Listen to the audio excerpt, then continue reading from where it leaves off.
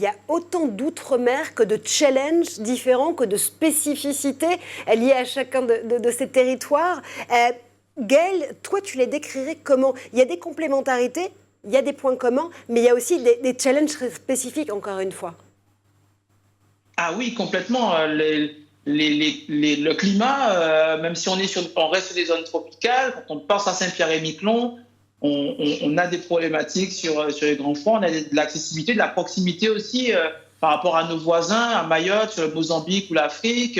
La Réunion, souvent quand je discute avec eux, ils me disent, tu sais, en dessous de nous, on n'a personne, c'est le pôle Sud, mais on a la proximité avec Maurice, avec Rodrigue, avec l'Afrique du Sud. Et la Polynésie et la Nouvelle-Calédonie, pareil, sur la mer de Tasman du côté de la Nouvelle-Calédonie, on a la Nouvelle-Zélande, l'Australie. Bref, tous ces bassins, en fait, donnent une spécificité régionale, en fait, à ces territoires, puisqu'ils vont pouvoir échanger, et ils échangent directement avec ses voisins. Ça va teinter aussi, évidemment, par rapport aux langues régionales, par rapport à l'immensité. Quand on parle de la Polynésie, c'est grand comme l'Europe.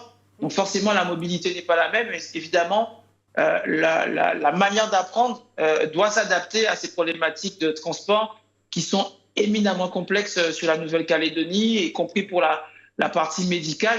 Donc effectivement, chaque territoire, et on pourrait revenir sur la Guyane par exemple, où on est sur des territoires forestiers qui sont immenses et où il faut évidemment, encore une fois, en fonction des transports, adapter la formation, l'éducation, le suivi des élèves.